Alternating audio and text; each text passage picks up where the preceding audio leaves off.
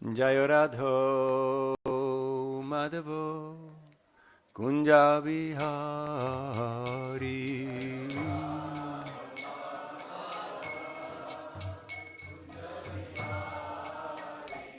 Jaya Radha Madhava Hari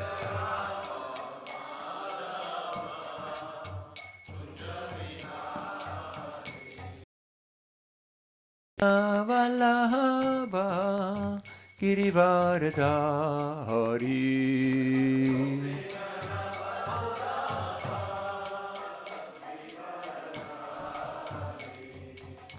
Gopidana Vallabha Hari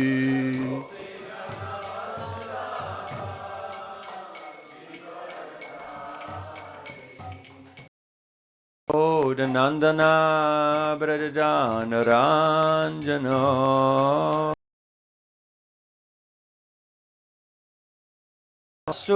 Nandana Brajana Ranjana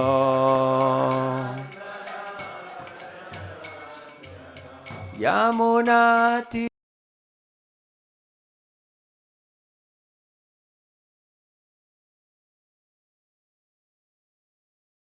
Yamunatira Vanachari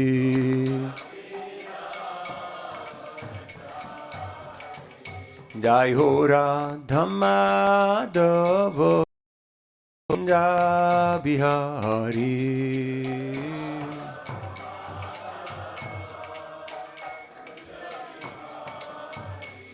Gopi Janava Dhari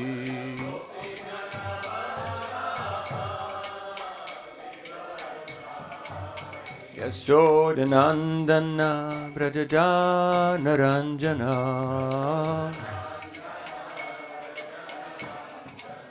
Yamuna Tira Vanachari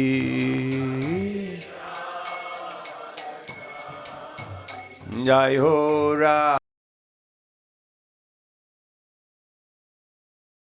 Hari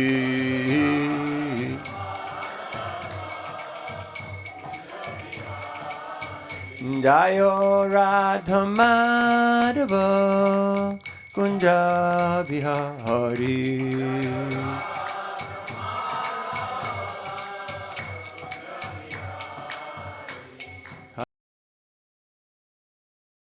Hare Krishna Krishna Krishna Hare Hare Hare Rama Hare Rama Rama Rama Hare Hare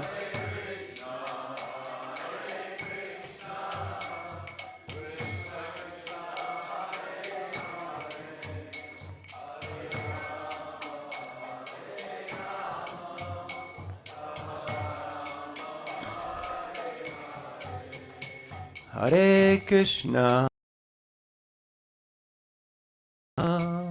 Krishna Krishna Hare Hare Hare Rama Hare Rama Rama Rama Hare Hare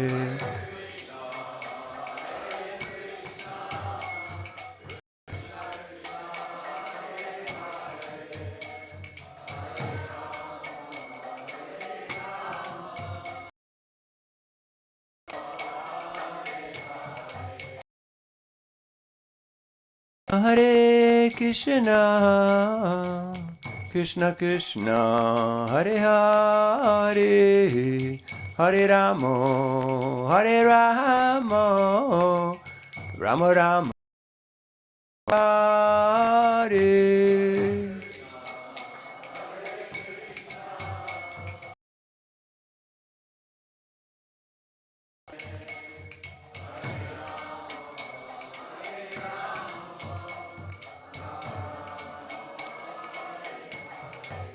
Hare Hare Krishna Krishna Krishna Hare Hare Hare Ramo Hare Ramo Ramo Ramo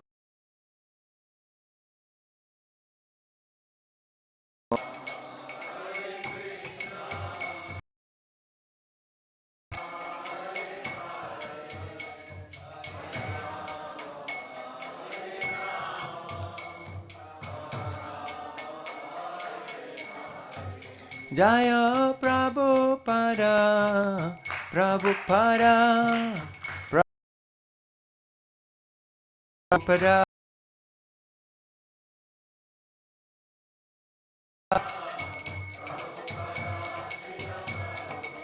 Prabhupada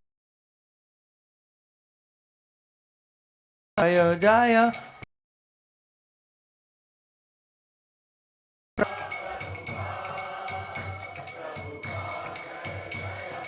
Nitai Gaura Haribol Haribol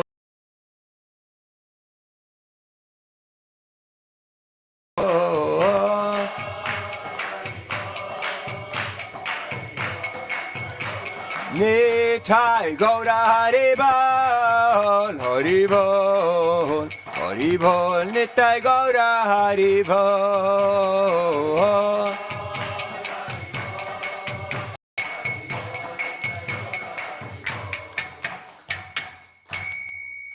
Jayo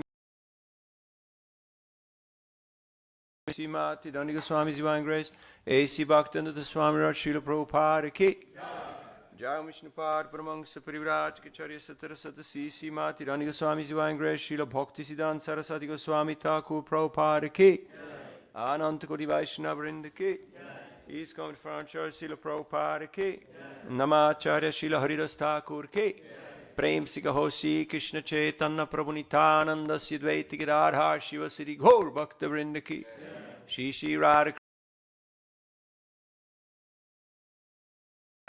Vrindavan Dama Ki Mathura Dama Ki Jagannathpuri Dama Ki Shri Mayapur Navadip Dama Ki Gangamaya Namaya Ki Tulsi Devi Bhakti Devi Ki Srila Prabhupada's Chancellor Book Distribution Ki Shri Harinam Sankirtan Ki Chancellor Prasad Distribution Ki Nitai Gaur Premanand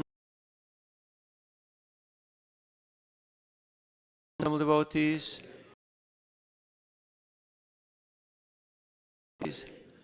all glories to Sri Sri Guru and Gauranga Srila Prabhupada Ki Jai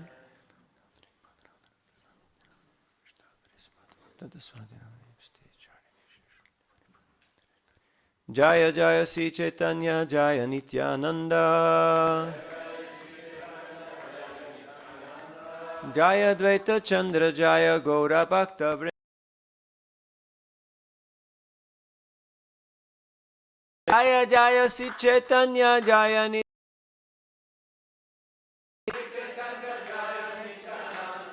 Jaya Dvaita Chandra Jaya Gaura Bhakta Vrinda Jaya Jaya Sri Chaitanya Jaya Nityananda Jaya Dvaita Chandra Jaya Gaura Bhakta Vrinda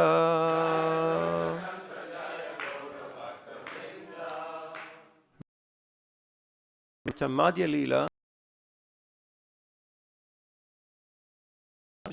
and we're reading texts 190 all the way through 92.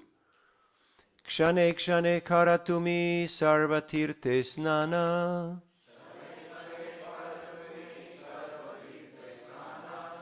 Kshane snana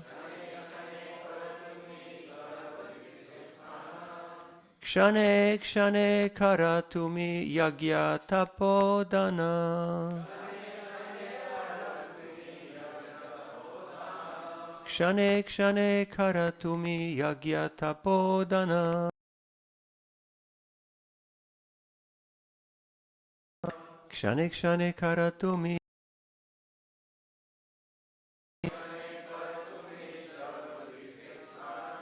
Kshane kshane karatumi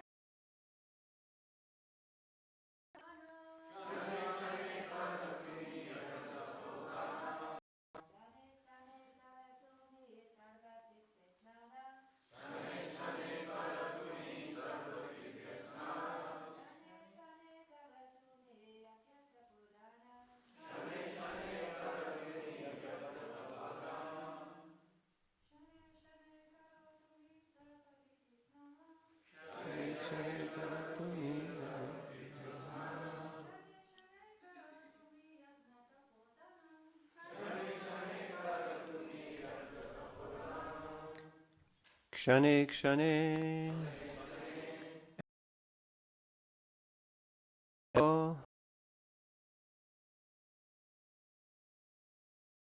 Sarvatirte. Sorry. Sarvatirte sna. Pilgrimage. Kshane kshane. At every moment. Kara. Perform. To me. You. Yagya. Sacrifices. Tapaha. Dano.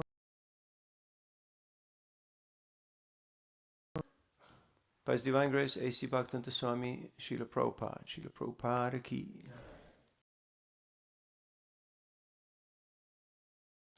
At every moment you take your bath in all the holy places of pilgrimage, and at every moment you perform great sacrifices, austerity and charity. 191. Nirantara karachari veda adhyayana dvijanyasi haite tumi parama pavana. Vedas, and you're far better than any Brahmin or sannyasi. 192. Aho batashvapachato gariyan yachchivagre vartate namatubhyam pustapaste juhusashnurarya brahmanuchurnama grinanti ete. And recited the following verse. My dear Lord, one who always keeps your holy name on his tongue becomes greater than an initiated Brahmin. Although he may be born in a family of dog-eaters, and therefore by material calculation may be the lowest among men, he is still glorious. This is the wonderful effect of chanting the holy name of the Lord. It is therefore concluded that one who chants the holy name of the Lord should be understood to have performed all kinds of austerities and great sacrifices mentioned in the Vedas. He has already taken his bath in all the holy places of pilgrimage. He has studied all the Vedas, and he is actually an Aryan. Purport. The word Aryan means advanced. Unless one is spiritually advanced, he cannot be called an Aryan. And this is the difference between Aryan and non-Aryan. Non-Aryans are those who are not spiritually advanced. By following the Vedic culture, by performing great sacrifices, and by becoming a strict follower of the Vedic instructions, one may become a Brahmin, a sannyasi, or an Aryan. It is not possible to become a Brahmin, sannyasi, or Aryan without being properly qualified. Bhagavad Dharma never allows one to become a cheap Brahmin, sannyasi, or Aryan. The qualities or qualifications described herein are quoted from Srimad Bhagavatam, 3rd Canto, 33rd chapter, text number 7, and were spoken by Devahuti, the mother of Kapiladev, when she understood the influence of devotional service, Bhakti Yoga. In this way, Devahuti praised the devotee, pointing out his greatness in all respects. Om Ajnanatimirandasya Gyanam Militam Jena Tasmai Sri Gurave Namaha Sri Chaitanya Manobhishtam Stapitam Yena Bhutale Swayam Rupa Kadamayam Dadhati Swapadantikam Jayasi Krishna Chaitanya Radhar Shiva Sri Gaura Bhakta Vrinda Hare Krishna Krishna Krishna Hare Hare Hare Rama Rama Rama Hare Hare Mukam karoti vachalam pangum langayate girim yat kripadamaham vande Sri Gurudinotaranam Paramananda Madhavam Sri Chaitanyeshwaram Vanchakalpatarubhyascha Kripasindubhyevacha Patitanam Pavanebhyo Vaishnavebhyo Namo Namaha.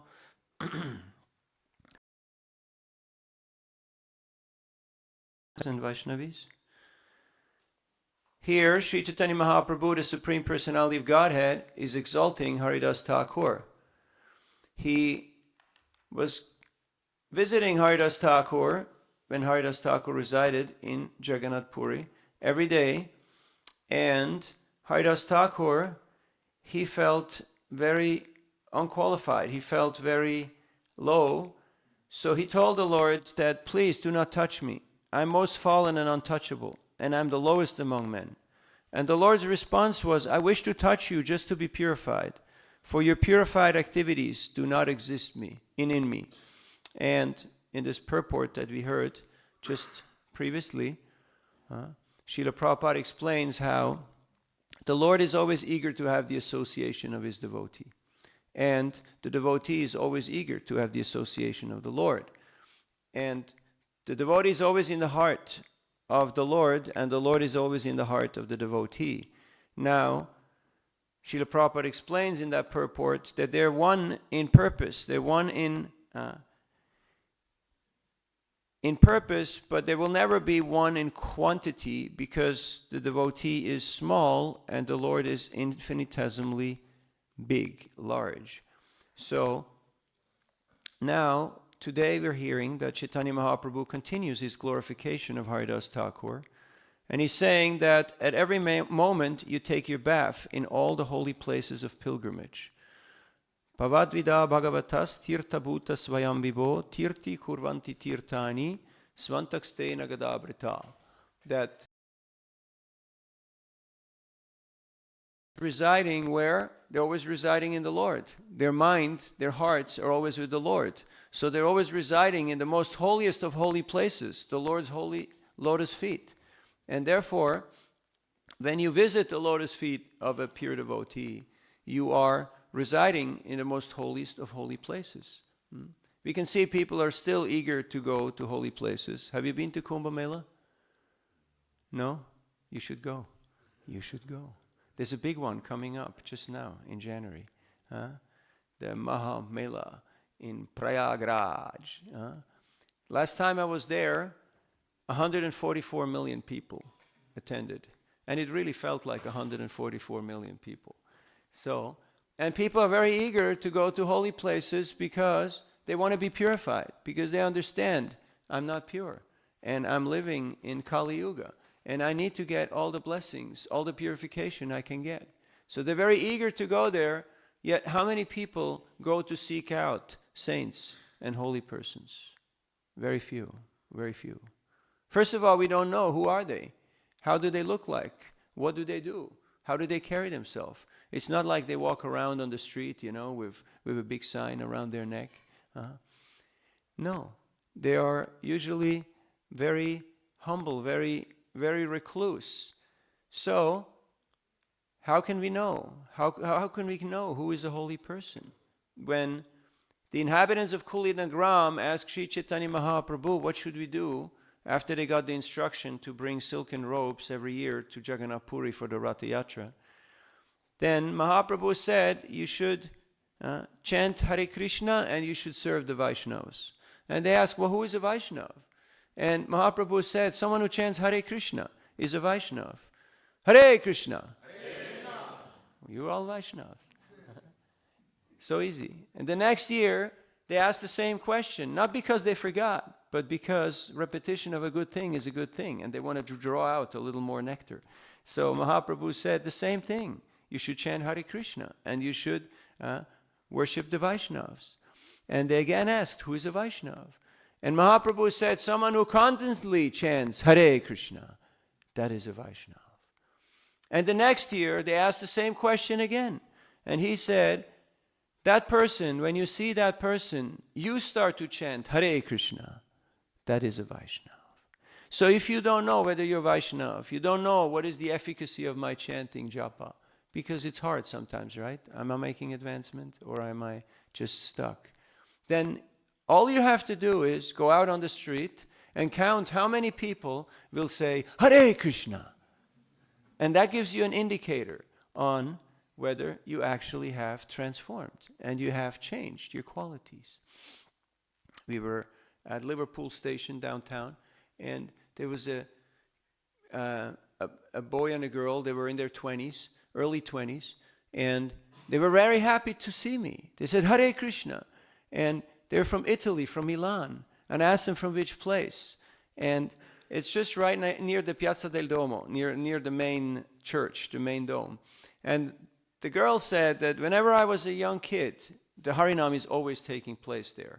Whenever I was a young kid, then the Harinam came by, and I was just singing and dancing and running towards them. And my parents, they just didn't know what to do, because I was just always joining the Harinam. So she had a lot of association with the devotees and with the holy name. And so I asked her, would you like to take one of these books? And she said, of course, I want to help. Why? Because so much purification, so much association with devotees who have taste and faith in the holy name. So, and at every moment you perform great sacrifices, austerity and charity. What is the greatest of all sacrifices? What is the greatest of austerity and charity? What does Krishna say in the Bhagavad Gita? Among yajna, I'm what? Japa. Japa, japa, japa. So how is your japa? You need the jaw and the paw. The paw and the jaw. Japa. And how many people are doing japa? We went out to another station in London. There's a lot of tube stations, you know. There's a lot of people down there. Have you noticed? Have you seen the traffic jam on the M25? So, and one man, he came straight out of office, just was out to grab something and go back to office. And he saw us at the book table. And he just said, mala, mala, mala, mala, mala, mala, mala, mala, mala, mala, mala, mala, mala, mala, mala, mala, mala.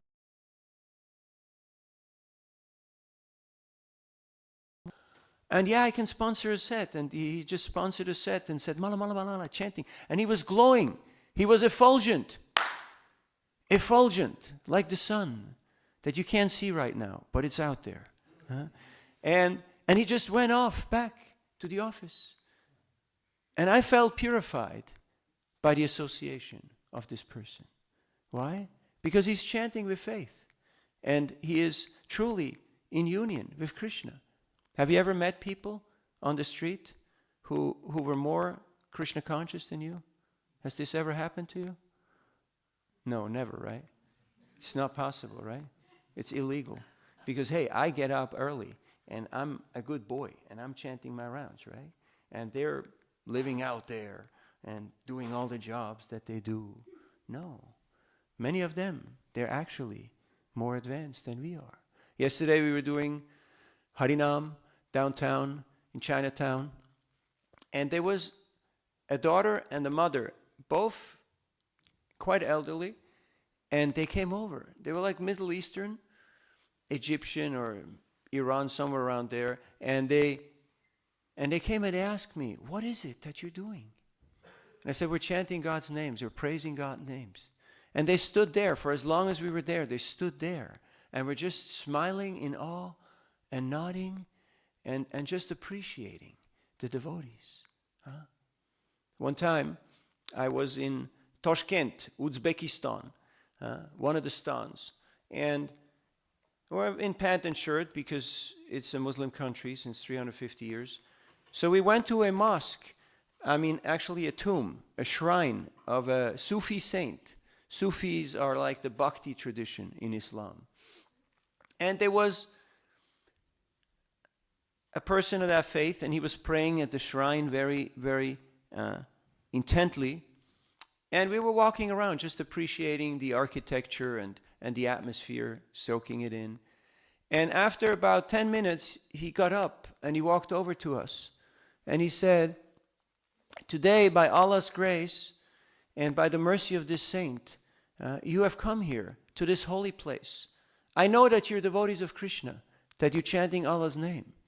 And today is a very auspicious day because I'm inviting you because I'm allowed to invite you to my home to share a meal with my family.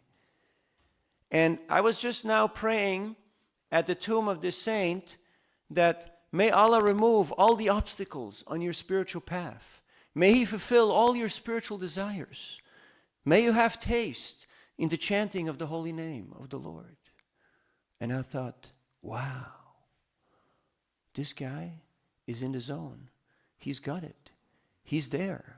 He has understanding of bhakti. And then sometimes we are in our own places, and people ask you, why have you come here? Who invited you? What is the purpose of your visit? And you go like, what went wrong here? What went wrong here? It says that if we're not happy on seeing a Vaishnav, then something is seriously wrong with us. And it doesn't matter which kind of Vaishnav. If I don't feel happiness in seeing a Vaishnav, just like Prabhuji, we were just together in Guyana, chanting and dancing Hare Krishna. And I'm very happy to see him here. Very happy. So, we should feel happiness in our heart when we see the Vaishnavas. Has it ever happened to you that you see a Vaishnava and you think, oh no, I don't want to talk to this person? Has this ever happened to you? Or is it just me? Oh yeah, I respect him, but you know, like the spiritual world is a big place, right? He can be on that side and I'll be on the other side, right? If you still feel, oh no, this person, he owes me, or oh, this person done something wrong, okay, I'm very tolerant, but karma will get him. Have you ever thought like that? Or is it just me? Human conditioning is strong. It's strong. We have to work on this. Otherwise, no golokora, premadana, harinama sankirtana. It will be this one and that one, and I don't like this, I don't like that. And you know, in Lord Chaitanya's times, there was all different types of Vaishnavas. One time in Jagannath Puri, we were there doing Ratha Yatra. We had Yatra there with my Guru Maharaj. And things got delayed. Have you ever had the situation in India that things got delayed? You have noticed, right? It is a possibility. So things got late, and they got later, and then they got very late. And the Lord took his sweet time to come out onto the Rath. And then things moved very slowly. And the day was over, and he only had traversed half of Grand Road. And he just stayed there for the night on the Rath. And just had a nice little, you know, camping out on Grand Road. And during that first day, there was many kirtan parties from all over Orissa and Bengal. And they were all dressed in different ways and doing kirtan in different ways. And it was very wonderful to see the unity in diversity. And the next day, everyone was gone because they all had tickets to go home. So they all went home. So the next day was ISKCON Ratha Yatra in Puri on Grand Road. There was just the ISKCON devotees, practically. And we did the end of the Ratha Yatra all the way to Gundicha. But it was wonderful to see the diversity and the unity that were very, very attractive. It was very compelling.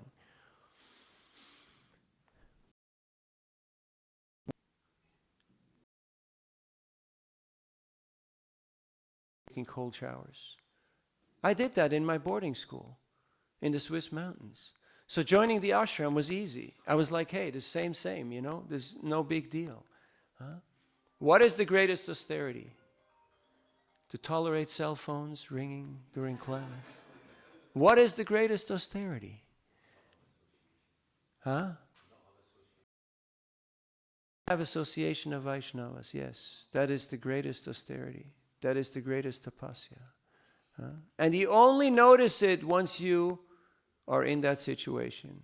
Once you are somewhere just by yourself and you think, wow, I'm in the desert here. I need devotee association. Have you ever felt like that? So let us not let any of these little innuendos, these little differences, these little different opinions or different tastes or different views inhibit us from taking shelter of the association of the Vaishnavas. Because that is the holy place where Krishna resides. Now, His Holiness Chapataka Maharaj and his team are going around and installing lotus feet of Lord Chaitanya all over India to avail, so people can avail themselves of the association of Lord Chaitanya. Because Lord Chaitanya is still, for the most part, not so well known in India. And we're going around The devotees are going around all over the world to distribute Srila Prabhupada's books, to make Srila Prabhupada's lotus feet available to all living entities, so they can take shelter of Srila Prabhupada's lotus feet and get purified, because Krishna is always with his pure devotee. My dear friend Sarvatma Prabhu, who joined in Northeast Brazil, is originally from Argentina. When he was a young brahmachari, back in the early 80s, he needed to go to the United States, because his spiritual master was sick, and he needed to go to serve him. So he went to the American embassy in Buenos Aires, Argentina, to apply for his visa. And he went in pant and shirt. And his visa got rejected. And the next day he went back in dhoti and kurta. And he demanded to speak to the ambassador. So the lady came. And she was quite young, middle-aged. And she asked him, "My dear sir, what can I do for you?" And he said, "Yesterday, one of your less intelligent bureaucrats rejected my application. But little did he know that we are missionaries. I need to go there for a purpose to serve my spiritual master who's sick." In our tradition, service to the Guru is very important.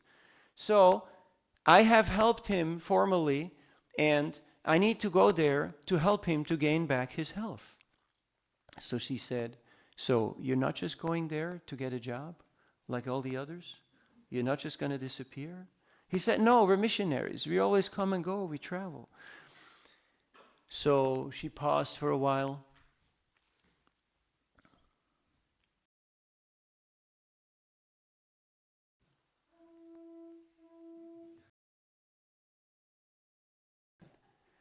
And then you just have time to say a little prayer in that moment. And then she looked at him, "Jai Sri Sri Radha Gokulananda Sitaram Lakshman Hanuman Shri Shri Gonitai Ki Jai." Said, "Okay, I give you the visa." And then, as she got up from the desk, you have to understand, she's the top person in the country. She's the top American in the country. There's Marines, there's diplomats, there's secretaries. Under her breath, she leaned over the table and she told Sarvatma, "I read Prabhupada's Gita."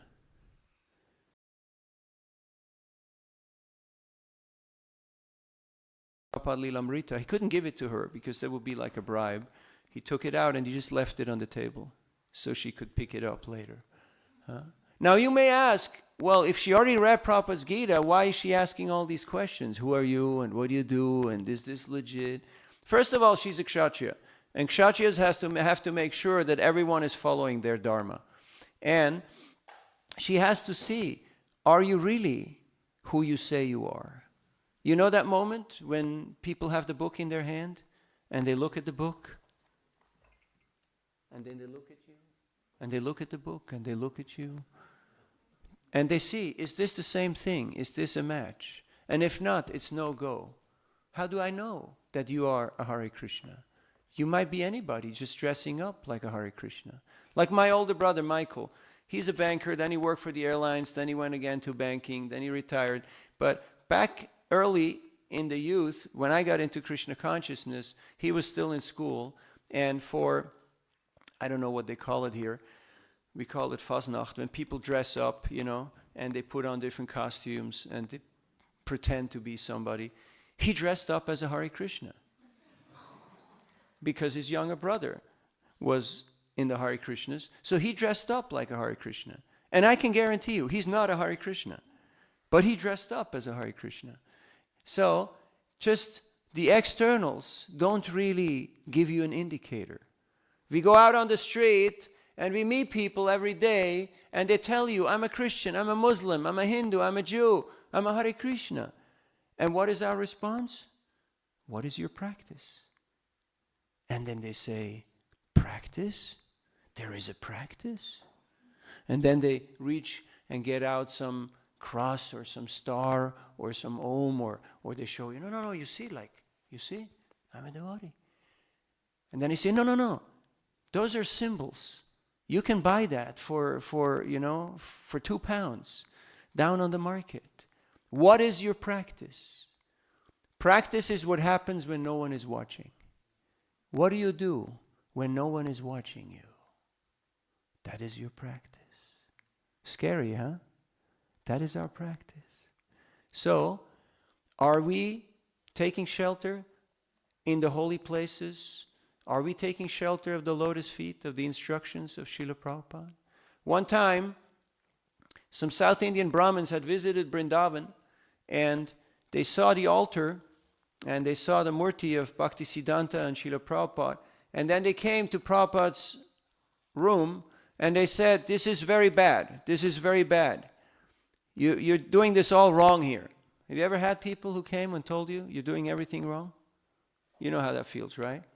So, you don't have a clue. You're doing this all wrong. Because if your murti is there on the altar, people will come and they will pray. And their sins, their pap, their contamination will go on you.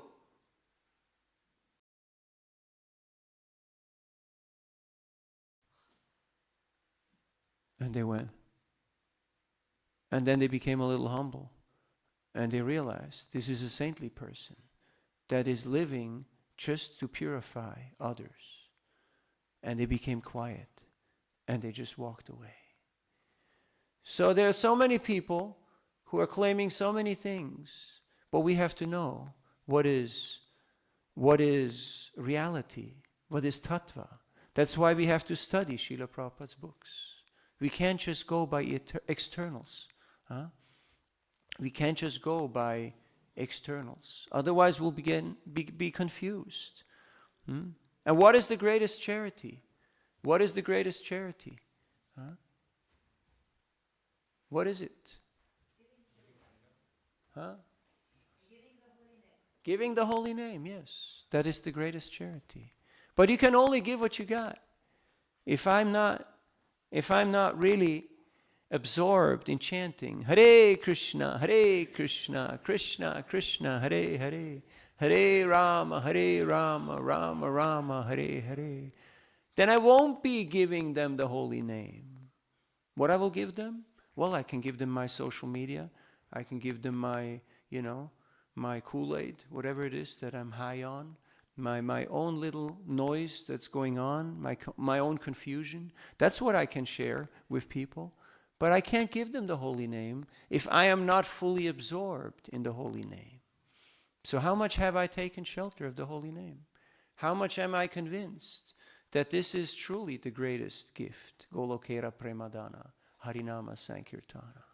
Huh? That comes through practice. And practice means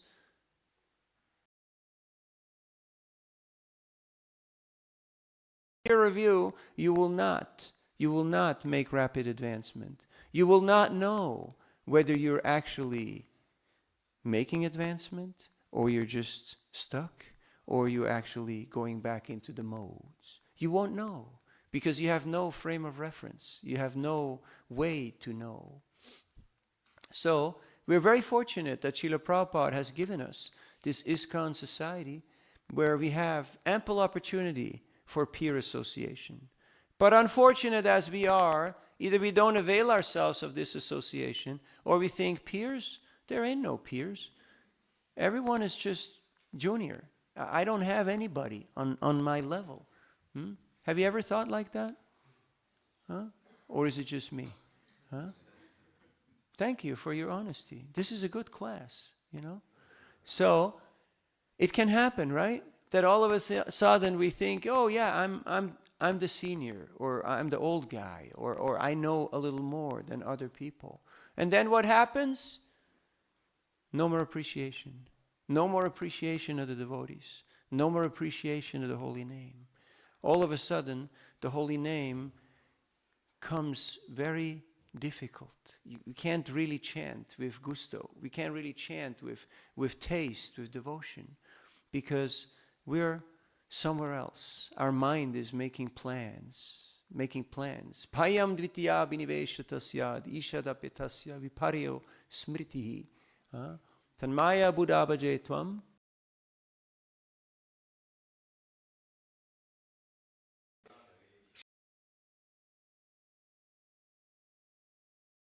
Fear arises when we see something or someone as separate from Krishna. We were on the train and we had somehow, by the arrangement of the potency of the Lord, purchased tickets that were a week ahead, not for today, but for 7 days later.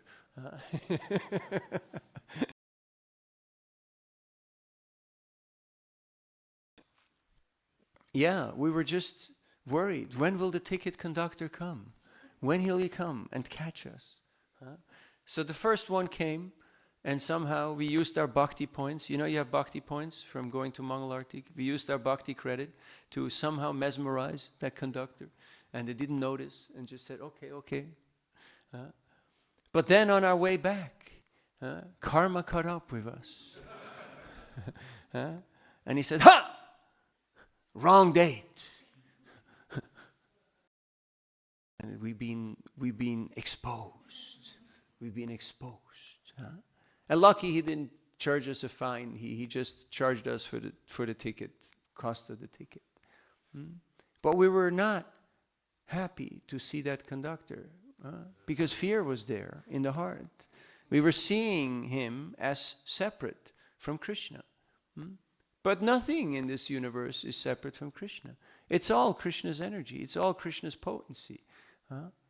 So, if we take shelter at the lotus feet of Srila Prabhupada, which means taking shelter of Srila Prabhupada's instruction, taking shelter of Srila Prabhupada's followers, then we will not be fearful. Brahma bhuta prasannatma na shochati na kankshati samak sarveshu bhuteshu mad bhaktim lavate param. If you want to attain that param, that higher state of Krishna consciousness, na shochati na kankshati, and look into our own heart. Is there still hankering and lamentation? Is it related to Krishna? Is it related to bhakti?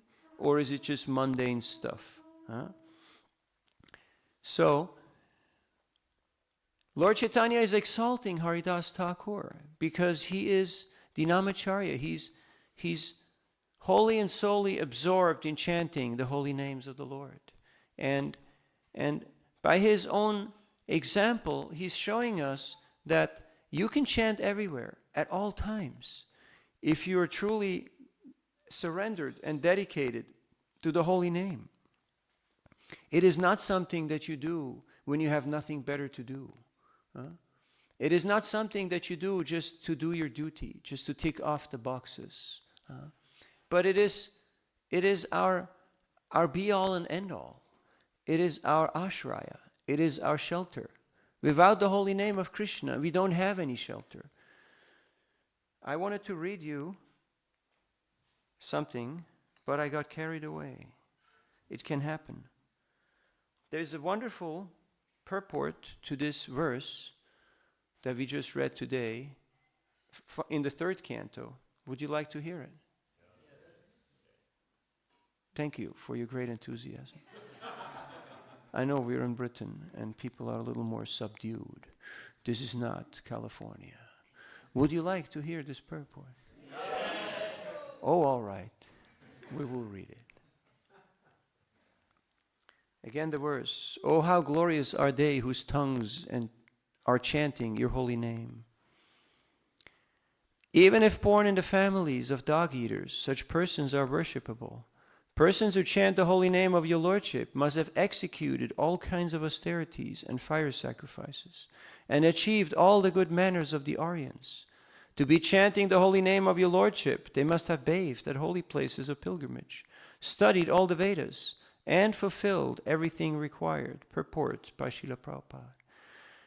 As it is stated in the previous verse, a person who has once offenselessly chanted the holy name of God becomes immediately eligible to perform Vedic sacrifices. One should not be astonished by this statement of Srimad Bhagavatam. One should not disbelieve or think, how by chanting the holy name of the Lord can one become a holy man, to be compared to the most elevated Brahmana? To eradicate such doubts in the minds of unbelievers, this verse affirms that the stage of chanting the holy name of the Lord is not sudden, but that the chanters have already performed all kinds of Vedic rituals and sacrifices. It is not very astounding, for no one in this life can chant the holy name of the Lord unless he has passed all lower stages, such as performing the Vedic ritual sacrifices, studying the Vedas, and practicing good behavior like that of the Aryans. All this must first have been done. Just as a student in a law class is to be understood to have already graduated from general education, anyone who is engaged in the chanting of the holy name of the Lord, Hare Krishna, Krishna Krishna, Hare Hare, Hare Rama, Rama Rama, Hare Hare, must have already passed all lower stages. It is said that those who simply chant the holy name with the tip of the tongue are glorious. One does not even have to chant the holy name and understand the whole procedure, namely the offensive stage, offenseless stage, and pure stage. If the holy name is sounded on the tip of the tongue, that is also sufficient. It is said herein that Nama, a singular number, one name, Krishna or Rama, is sufficient. It is not that one has to chant all the holy names of the Lord. The holy names of the Lord are innumerable, and one does not have to chant all the names to prove that he has already undergone all the processes of Vedic ritualistic ceremonies. If one chants once only, it is to be understood that he has already passed all the examinations. Not to speak of those who are chanting always, 24 hours a day. It is specifically said here, Tubhyam, unto you. One must chant God's name, not as the Mayavadi philosophers say, any name, such as a demigod's name or the names of God's energies. Only the holy name of the Supreme Lord will be effective. Anyone who compares the holy name of the Supreme Lord to the names of the demigods is called Prashandi, or an offender. Are you still with us? This is a long purport. We're about halfway through. Anyway, I'll tell you a little story in between, just to keep you tuned. I was in Udupi, in front of Krishna Mat, the seat of Madhavacharya, and I was distributing books there. And one Pandit, he came with a flock of his students, about 12 of them. And he was very healthy. You know what very healthy means? He was a big guy. And he had big tilak, big sikha, big chadar, big pavitra, and big books on his arm. And I walked up to him and I put a small book of Srila Prabhupada in his hand. And he looked at me, and all the disciples looked at me and they went like, hey, this is our Guruji, this is our Panditji, what are you doing? Who you think you are? So he looked at me and he said, what is your qualification?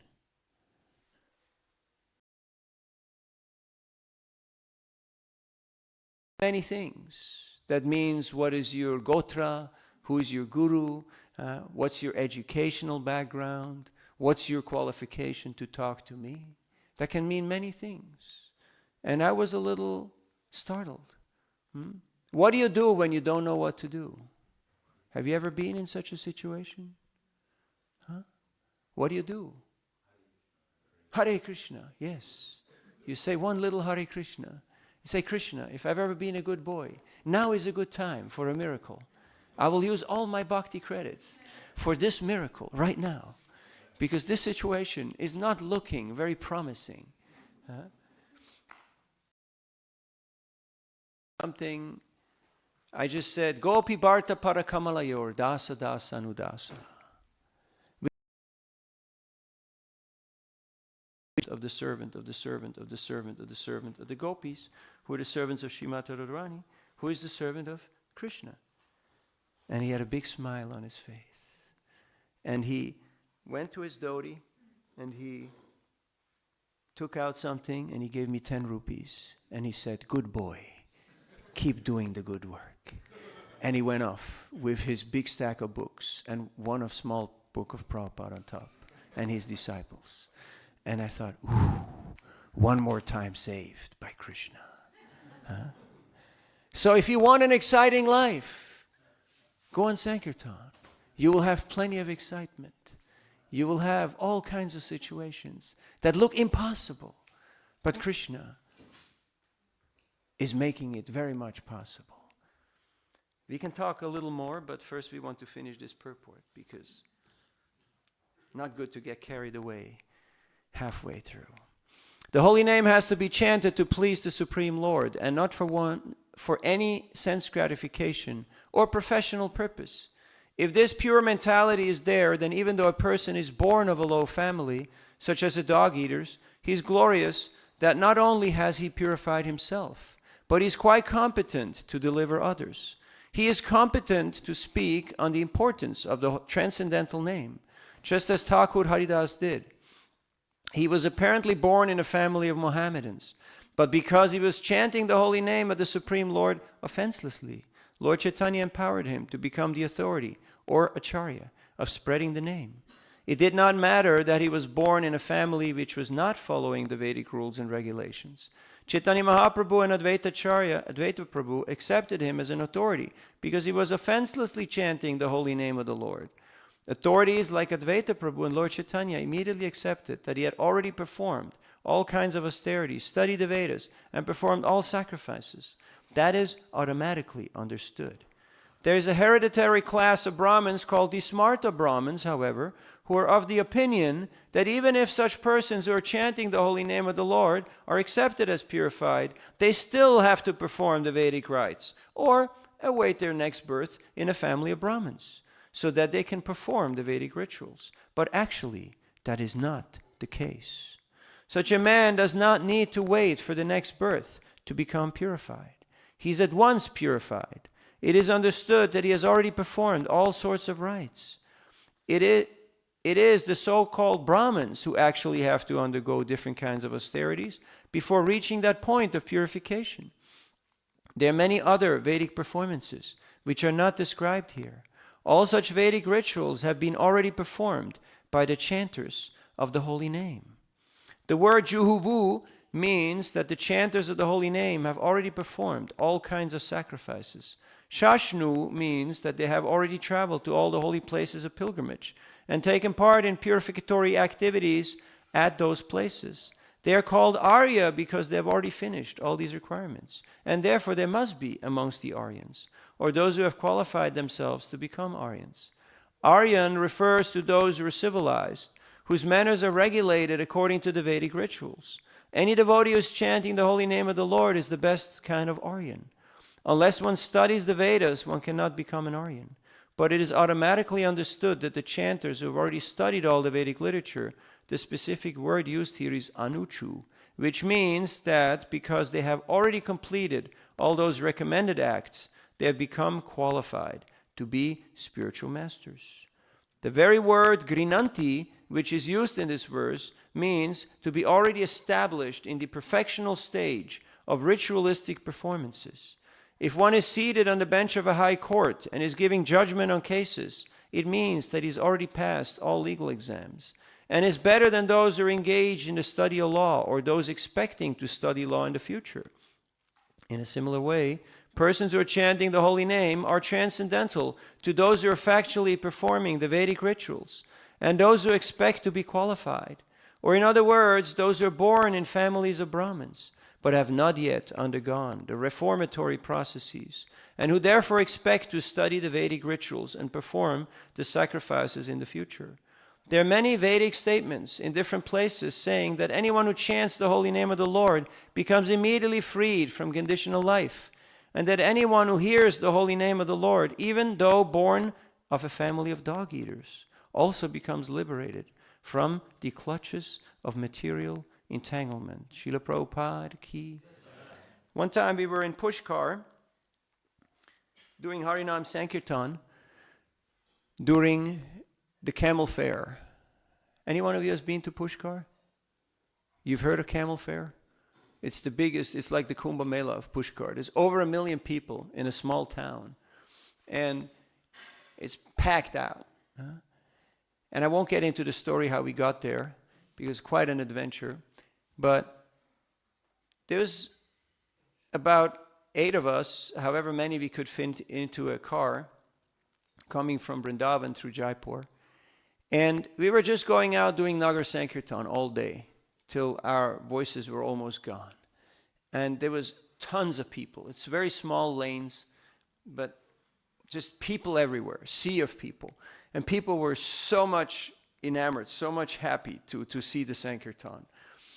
And then there was a travel agency, and I just walked in, and it was about 5 or 7 young, very strong looking, Rajasthani, Rajput type of gentlemen. And they were dressed very nicely in Western clothes. And they were very proud to tell me that we are Brahmins. You have nothing to tell us. You have nothing to give to us. And I said, you are Brahmins? Well, very nice. Let's see if you're Brahmins. What are the 6 activities of a Brahmin? And they were like, activities of a Brahmin? We never heard that. We never heard that. What could that be? And I said, yajan, yajan, patan, patan, dana, pratik. What those mean. But they were clueless. They didn't know. What does that mean? And I said, all right, let's make it a little easier. What are some of the qualities of a Brahmin? And they were clueless again. And I said, Shamoramasta Pashaucham Kshantirar Javamevacha Jnanam Vijnanam Astikyam Brahma Karma Swabhavajam. And I said, what does it mean? And they said, we don't know.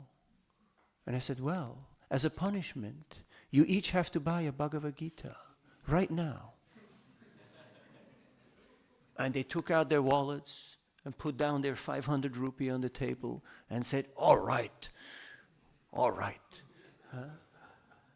Now we don't know these things, but because we have taken shelter of the instructions of Srila Prabhupada, because we have studied under the guidance of devotees who have taste for the holy name and for the Bhagavatam, somehow,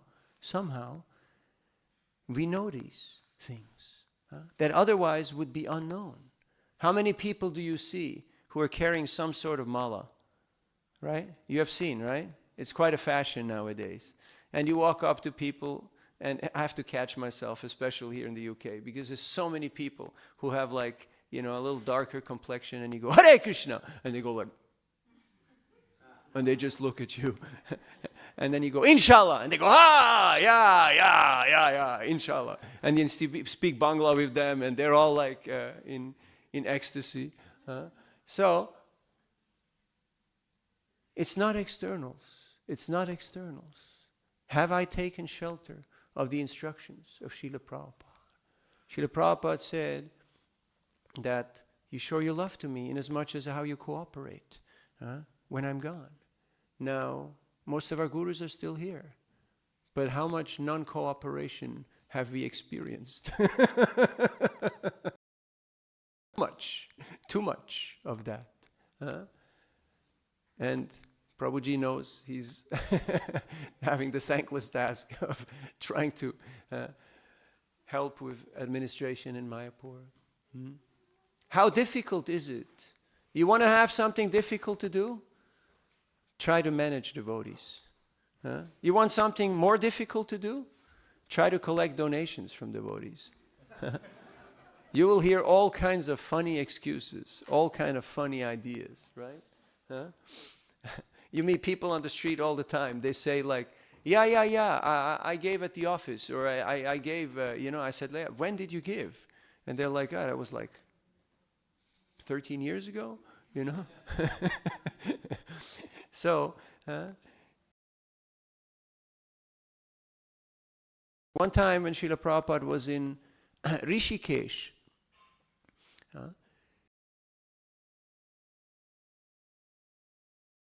they requested to have a private audience. So Srila Prabhupada asked his servants and the devotees to leave, but Bhakti Maharaj, he just pressed record on the machine. So they asked Prabhupada, who will be your successor? And Srila Prabhupada said, those who follow my instructions will be my successors. Because they thought he's going to appoint an acharya. They thought he's going to appoint an individual. But he said, those who follow my instructions, they are my successors. So if we want to be successors of Prabhupada, we have to study his instructions. And we have to apply them in our own lives. And that means cooperating with the devotees to spread the Sankirtan movement. And cooperation doesn't mean that everybody has to cooperate with me. That's usually the management's perspective of cooperation, right? You have to speak about cooperation. Whenever I arrive in a new place, which happens quite regularly, when I get picked up at the airport, I ask the people who pick me up, so what's going on? What's happening? And they always say the same thing. We have to get rid of management. Have you heard that brilliant idea?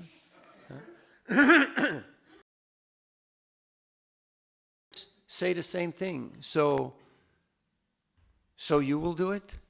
You will manage? And they say, no. We have to get rid of management. And it's always a good joke, it's always good for entertainment purposes, because the opposition has no clue and no agenda for governance. All they know is we're against the establishment. But Prabhupada asked us to cooperate, because that's what we see in Chaitanya Charitamrita. Why is Chaitanya Charitamrita the topmost literature? Purushartha Shiromani. Why it is the quintessence? Because you see in practice the devotees applying the principles of the Bhagavatam and of the Gita and of all the Vedic literatures in their lives and cooperating together. You see multiple generations of gurus interacting with each other, very friendly, very respectfully, very much in a Vaishnava environment. There was no such thing as pulling rank. Yeah, there was one, Ramachandra Puri. He's there, to show us what not to do. Don't you know who I am? I'm a godbrother of your guru. But we have all these wonderful examples of Vaishnavas who are cooperating in a very loving, in a very respectful, in a very kind way. And that is the example that we should be following. Are we reading Chaitanya Charitamrita? Has the books. And also less than 10% have read all the books. And that is not a passing mark. Am I correct? Yes or yes? 10% is not a passing mark. You need to do better than that. It's not enough to just, oh yeah, I sat in class and I heard a few of those names. But when people were actually to ask you, who is this Haridas? Who is this Haridas? Where is he from? What does he do? Who is Prabhupada? Who is he? What's his full name?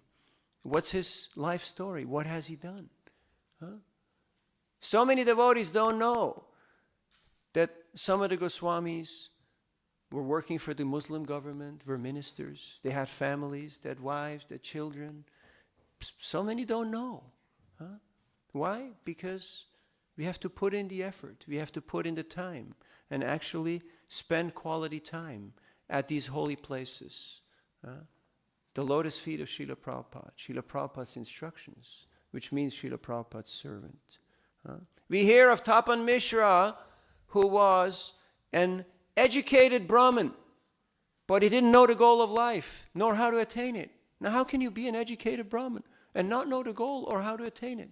Bhaktisiddhanta Saraswati Thakur explains, he was worshipping the deity, he was chanting Hare Krishna privately, but he was not doing Harinam Sankirtan.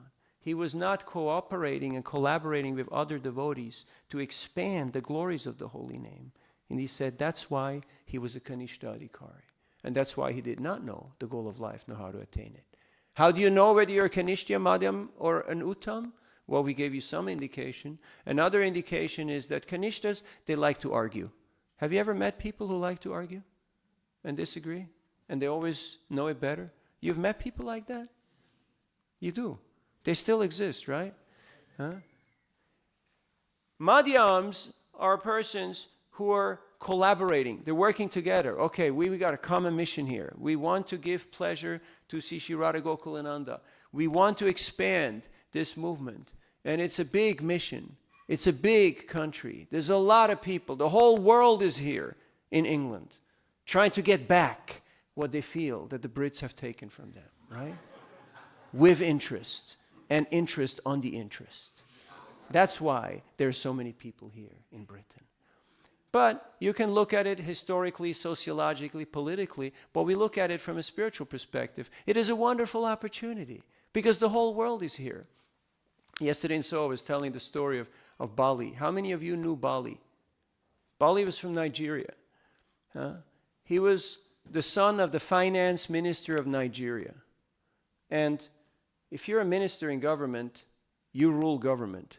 It's not like a minister in ISKCON, you know, it's like a Boy Scout badge, you know. They say like, yeah, you're a good kid, you know, you've done something. I can tell. I was a minister for 8 years. So, where you have no men, no money, no nothing, and sometimes not even a clue. I asked my guru who called me to become, they said, jump on the next flight. We just made you the minister of book distribution.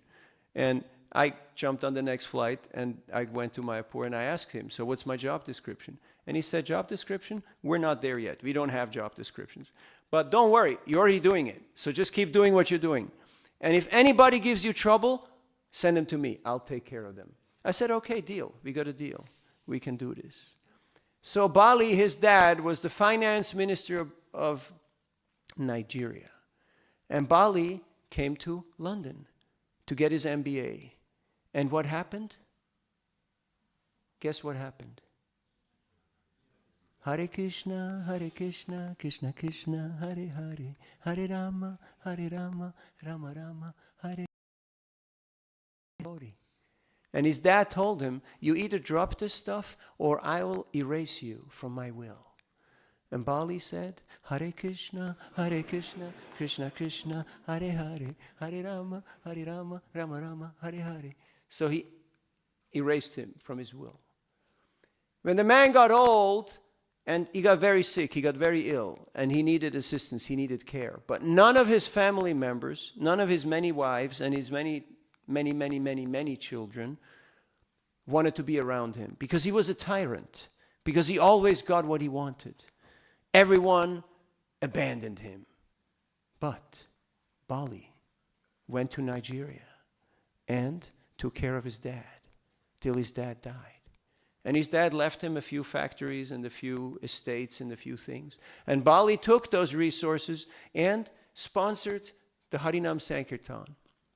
He bought vans, he bought instruments, he paid salaries to devotees in developing nations who would do full-time Harinam Sankirtan. He said, I'll maintain you. You go out and do Harinam. I'll maintain you. And he did great service for the Sankirtan movement of Chaitanya Mahaprabhu. So whenever you meet some confused kid out there on the street, just remember Bali, okay?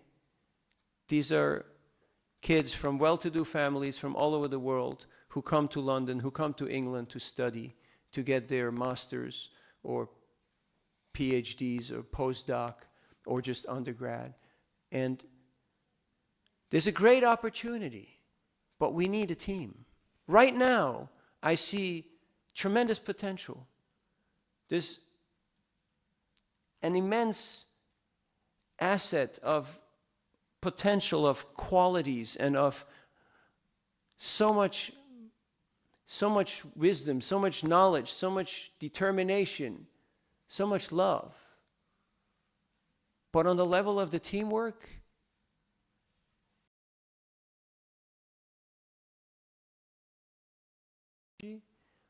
what happens after breakfast? Or what happens after I'm not here? How will things go on? If we actually read the books that we distribute, and that's my last point, if we actually read the books that we distribute, what is leadership? Leadership is what goes on when we're not there. Like we're not in Mayapur, but we're not worried because Mayapur goes on even if we're not there. Why? Because we put in a little effort to try to improve things and to help put the right people into place so that things can go better than when we were there, right? The only mandate of a leader is to train his successor. That is parampara. That is the only mandate. It's not to become famous, it's not to become wealthy, it's not to be well-liked, but it's to recruit, train, and empower the next level of leadership. And if they don't do that, then they have failed. You know that big F? You ever got a big F on your paper? You know how it feels.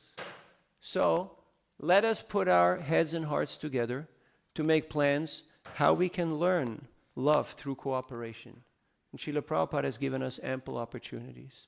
It is wonderful to see the stellar level of deity worship. And last night we came in late and we saw all the cars and we thought, oh, what kind of a party is going on here? Huh?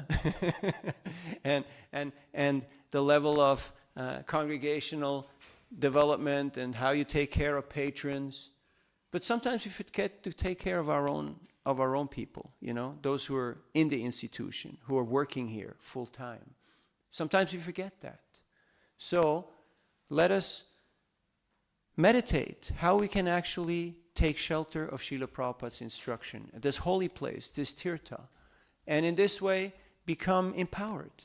Krishna Shakti Vinanahetara Pravartana. It is Krishna's potency that is spreading this movement.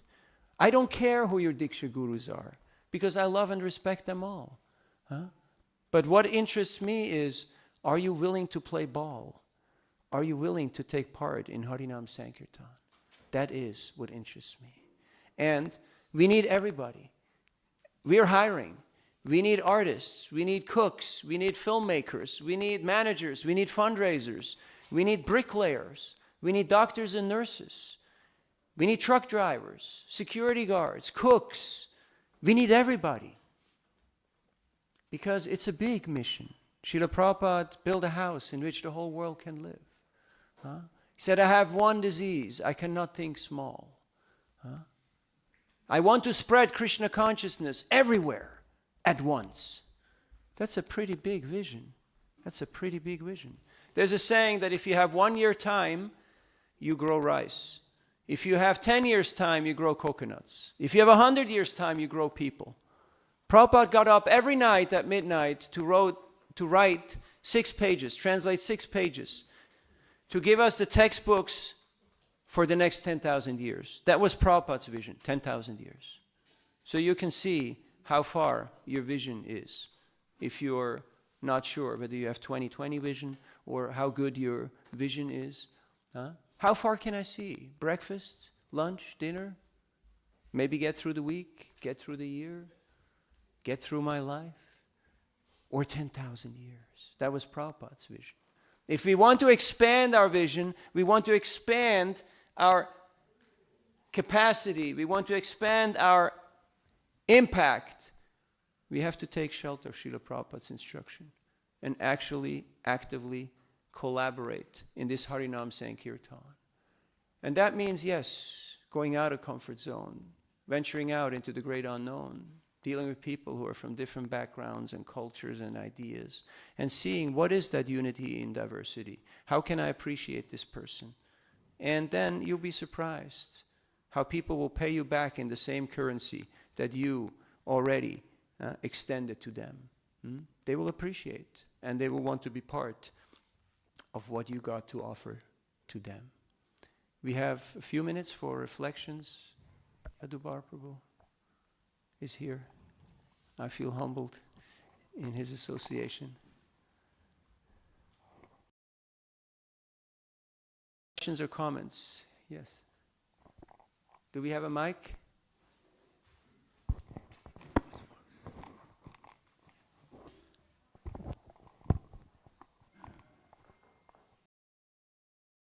I feel humbled in yours.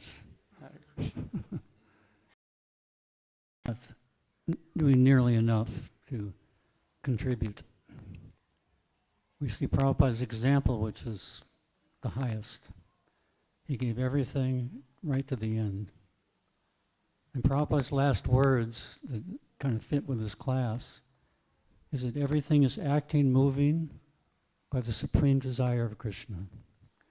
This consciousness is Krishna consciousness. On his bed, some of the last translations. If we actually realize that, there's no hankering, there's no lamenting, but we still have to go out and work hard. Hare Krishna. Thank you. Adi Guru Prabhu.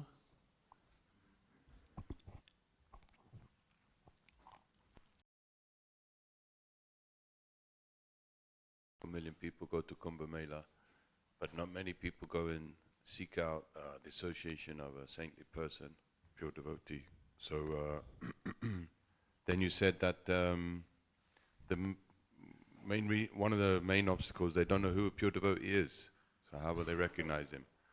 So what are the other obstacles, could you say? Manda sumanda matayo manda bhagyu padrita.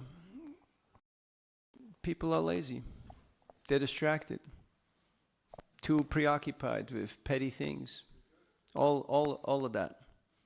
But by association with a devotee who has taken shelter of Srila Prabhupada's lotus feet, which means Srila Prabhupada's instructions and the Sankirtan movement of Chaitanya Mahaprabhu, that can become ignited. Just like Lord Nityananda. He went around and he dealt with people who were way outside of your usual target group.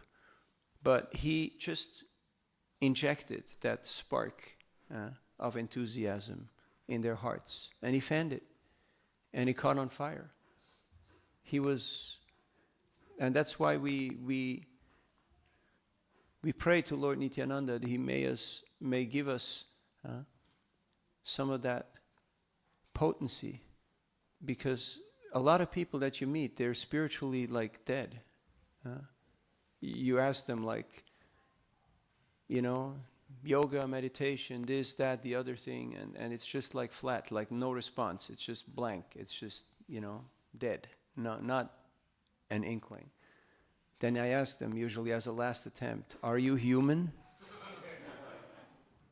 Are you human? Like on the computer when you book a flight, and then it asks you, are you human? And I go like, this is funny. AI is asking me, are you human? This is really funny. And then what? What's the next level? Krishna, Krishna, Krishna, Hare Hare, Hare Rama, Rama Rama, Hare Hare. Somebody has to have faith in the potency of the holy name. And then just extend themselves. Prabhupada didn't know how it's going to happen, but he had faith in the instruction of his spiritual master. When he stepped off Jaladuta, he didn't know whether he should turn left or right. Till some person came and said, okay, here's your bus ticket, and, go on the Greyhound bus to Butler, Pennsylvania. It's a long ride. It's a long ride from New York to Butler, Pennsylvania. But Prabhupada had full faith. He was happy to start small. He was happy to collaborate and cooperate with people who were not following nothing. Sleep on their couch or sleep on their living room. Not complaining.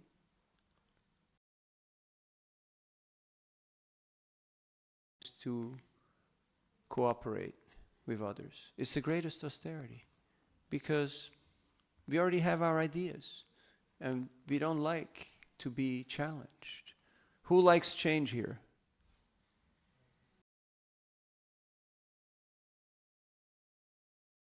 Status quo, right? Status quo is still the most popular band, even in ISKCON. And anyone who comes and challenges status quo is considered a threat to the establishment.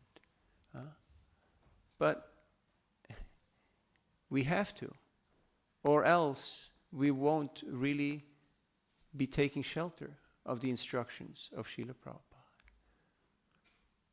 Last point. Gopal. You made 4 points last night in the car on the drive back. Forgotten those 4 points. Okay, just to remind us. I was walking in Govardhan with His Grace Purijan Prabhu, and he told me, Navina, there's something I wanted to tell you for the last 2 years. Bing, the lights go on, right? For 2 years, he wanted to tell me something.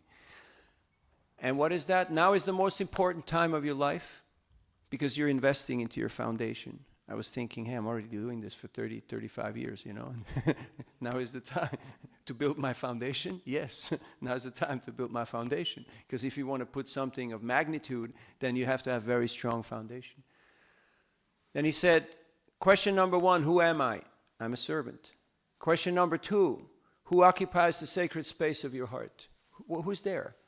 Your Guru, Prabhupada, Radha Krishna? Huh? Who do I worship on the altar of my heart? Money? Fame? What is there?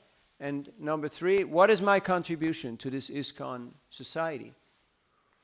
What is it? What is my legacy? What is it that I'd like to leave behind? And then in concluding, while I walk back, I was meditating, okay, what am I willing to sacrifice? What am I willing to do to achieve my contribution? So those 4 are the ones that we talked about. Okay, for the close, Govinda. And then we're out of here. Going back to your point, when you travel around, you meet people and they sometimes say, oh, we get rid of management.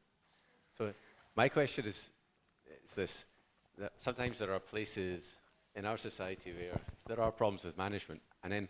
Sometimes? Yes, quite often. And in some places. Yes. Not in this place. And sometimes it's like, it's quite a bad problem, and then you find 10 years later it's not been solved, and you think, well, Krishna's the Supreme Personality of Godhead. Why does he like mix in all this little stuff in our society? Why does he not like solve it? Well, first of all, thank you for your honesty. Don't shoot the messenger, okay? So, first of all, we have a rule. You are welcome to point out room for improvement, even to give criticism, as long as you're willing to be part of the solution. That is the condition. Because if we're not willing to be part of the solution, it's not constructive. It's easy to find fault. It's not easy to actually improve things. And then to actually voice it, to bring it out in a way that's not crushing. But of course, some people, they will say, oh, you had some emotion there. You showed a little, emotion, a little temper there in your speech. I saw you flared up a little bit. So dismissed. Your case, your argument is dismissed. Oh, you got angry. Hell yeah, I get angry sometimes. I hope you get angry sometimes when you see atrocious things happening, right? Huh? But then what's the next stage? How do I engage my emotions and my upset and my anger? Do I have a way of channeling this and in a constructive way that it will actually be part of the greater good?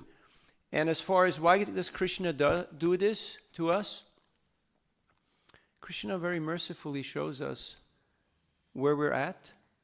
Prabhupada said Krishna could give you the whole world in 18 days. He gave it to the Pandavas. But right now we can't even take care of a few places. So maybe we have to improve a little bit on our team dynamics and our vision and our love and trust, which starts with open communication and cooperation. And then Krishna will actually empower us. It's been done before. It can happen. It can happen in our lifetimes. It all depends on whether we are willing, capable, the capacity that's inherent in us. Nitya Siddha Krishna Bhakti Sadhya Kabunoi, Shravanadi Shuddha Chitta, Koro Udoy. Hare Ram, Ram Ram, Hare Hare. What does it mean, chanting Hare Krishna? It's not just my own little ritual for punya or to get rid of papa or to get moksha or to get a new car or a job or pass the exam or make it through somehow. We're asking for grace. We're asking for mercy. We're asking for service. So what if they'd ask you to become the new GBC of the UK? Are you willing? No. We're hiring. We're hiring. Huh? It's a good mind exercise, right? And yes, we're very happy to have the kids here. We appreciate their enthusiasm. Huh? We're hiring on all positions because believe it or not, some of us do get older. Although I see some who are getting more youthful by the day. Huh? So, all this succession talk will be, it's a generational problem. It's been there forever. So how can we... Yes, you got to ring that bell. Kids, show us. It's time to ring the bell.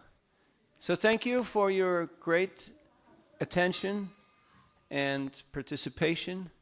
And please bless us. We can always take shelter in the instructions and of Srila Prabhupada and the association of the Vaishnavas who are absorbed in chanting Hare Krishna and in expanding the glories of the holy name, following in the footsteps of Srila Haridas Thakur and all our Vaishnava Acharyas.